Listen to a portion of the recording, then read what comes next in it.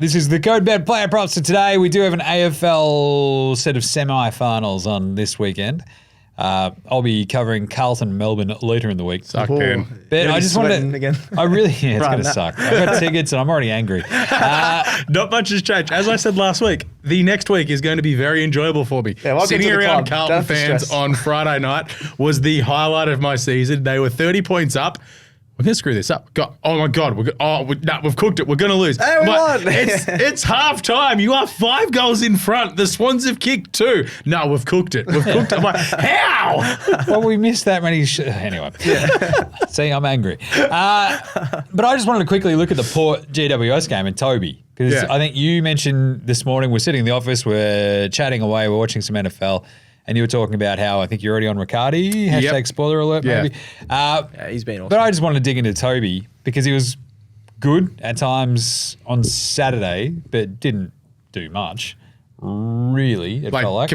Comparatively to his other games. Yeah, he set up a couple of goals, but and it wasn't as damaging. This should be the moment where he goes, aha, you're counting us out. We're GWS, we're on the road, we're in Port. Averages 22 and a goal against Port. Ooh. Across his entire career. That's awesome. And he has 20 and 1.6, I think, around that at Adelaide Oval as well. Had 27 and 2 last time. Yeah.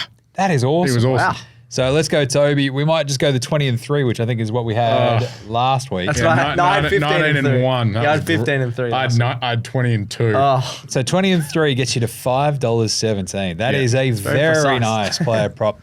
And just before we move on, NFL, there's obviously an NFL game happening right now. It's Monday Night Football on Tuesday morning, Tuesday afternoon.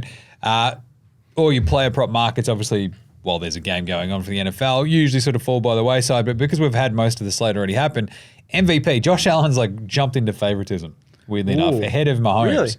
Allen is basically the only standing quarterback out there at the moment.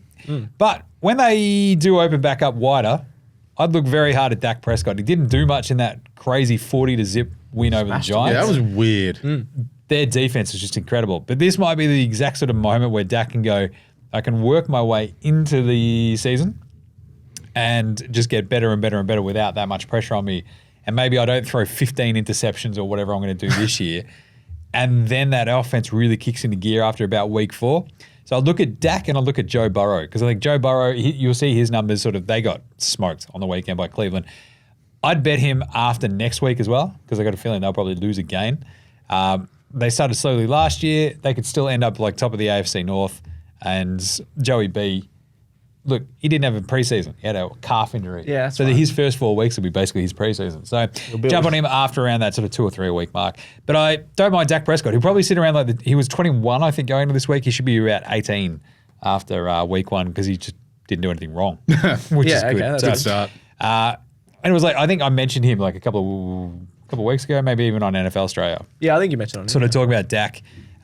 This offense could sing, but it's the defense that'll be sort of the biggest thing for Dallas. So anyway, there's a good one. Yeah. What about you, Alex? Yeah, as mentioned, spoiler alert, Jake Riccardi this Saturday I didn't night. see that. That's I didn't think it was on here either. Yeah. Spoiler alert. Yeah, so talking about Jake Riccardi this Saturday night against Port Adelaide. Look, he kicked 4 the last time they played Port. That was literally 4 weeks ago in round 22. Cool. Over the weekend, he was the key target up forward for the Giants. Kicked 3, and let's be honest, he probably should have had 4 or 5. My bank account would have loved 4. But that, that's another story.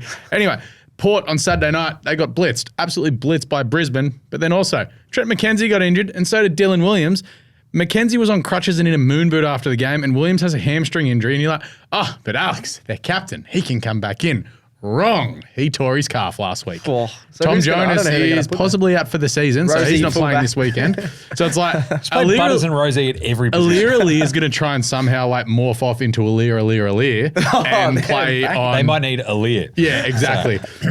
And play on Jesse Hogan, Toby Green, and Jake Riccardi. That's funny. So with that being said, he's more than likely going to cop a great mismatch straight away because it's like you probably try and stop Hogan and Green first. Be like, we'll rely on Riccardi not being great, but he's kicked 17 goals in his last 7 games as well, which included that 4 against Port.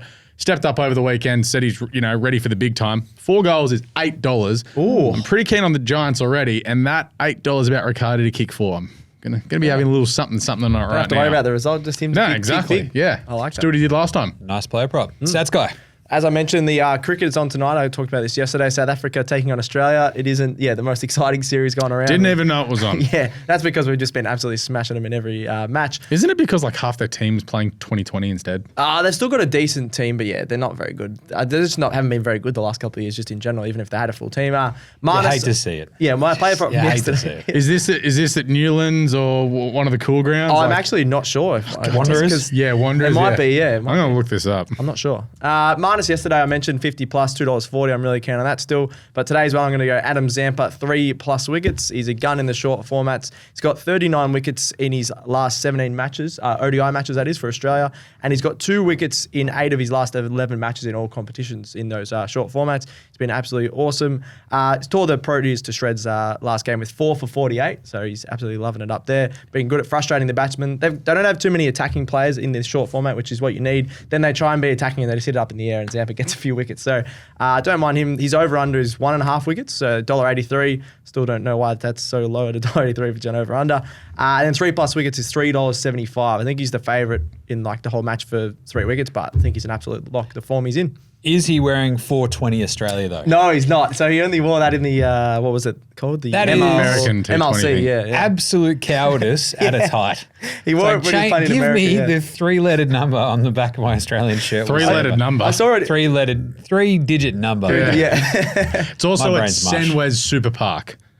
Oh, Sure. okay. It's in the Northern Province. Yeah, right. Nice. Great naming. It's like Super Park Sports Stadium, which I just saw as well. I saw a thing about that American League as well. All the player profiles on the websites are not their actual bodies, because Stoinis was getting interviewed last night and he goes, "That's not my body. I don't have hairy arms." and he Everyone's Glenn and he Maxwell. started tensing. I was about to say, showing his forearms like Stoinis was like tensing. and he goes, 24-inch "Do you think python's those are mine?" brother. And it's just they're putting like Zampa's head on random. That's so the awesome. Americans that have made these cricket club websites have been absolute shambles. Fantastic. Sounds like Weaver. All right. Pew, pew. Good one, stats guy. Zampa. I love Adam Zampa. Get around Got the a lot of Zola. time for him. What's gambling really costing you? For free and confidential support, call the number on the screen or visit the website.